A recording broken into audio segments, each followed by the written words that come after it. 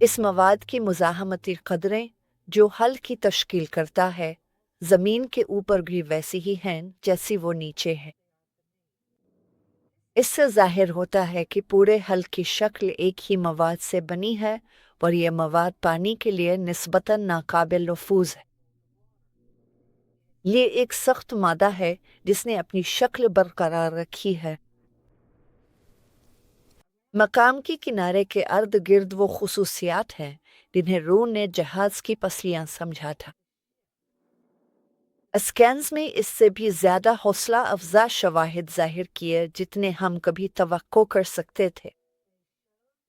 انہوں نے دکھایا کہ یہ پسلیاں بنانے والا مواد زمین کی سطح کے نیچے بھی جاری رہتا ہے اور جہاز کے نیچے کی طرف مڑتا ہے، بالکل ویسے ہی جیسے پسلی دار لکڑی سے توقع کی جاتی ہے۔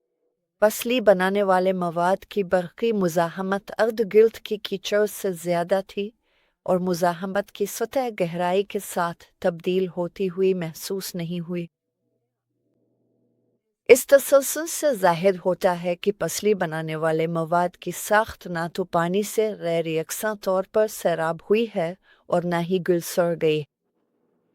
اس کے برعکس یہ مواد اب بھی اپنی ساخت کو برقرار رکھے ہوئے معلوم ہوتا ہے اور پانی کے لیے نسبتاً ناقابل نفوذ ہے۔